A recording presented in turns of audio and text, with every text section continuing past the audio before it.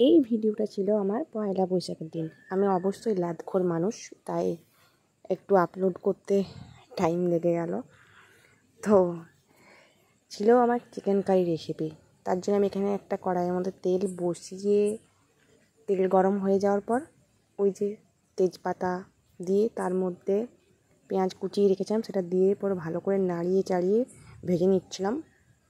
তো এই দেখো আমার পেঁয়াজ ভাজা যখন হয়ে এসছে প্রায়, তো এই মুহূর্তে আমি এখানে টমেটো অ্যাড করে দিয়েছিলাম।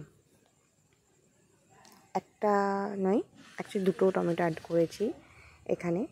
এরপর টমেটো পেঁয়াজ যখন ভালোভাবে কষা হয়েছে তখন আদা রসুন, অ্যাকচুয়ালি রেগুলার যে মশলাগুলো হয় আর কি, আদা রসুন জিরে এইসব লঙ্কা এইসব মশলাগুলো সব দিয়ে ভালোভাবে কষিয়ে নিচ্ছিলাম।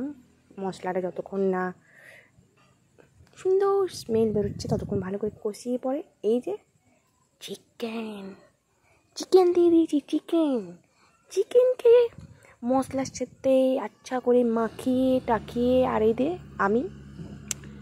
আমি তো রান্না করছিলাম না, তো আমাকেও তো একটু দেখাতে হয়, শুধু কি রান্নাই দেখাবো বলো। তারপর এই যে সুন্দর করে চিকেনটা কষানো হয়ে গিয়েছিল। চিকেন কষা হয়ে যাওয়ার পর আমি এর মধ্যে জল অ্যাড করে দিয়েছিলাম।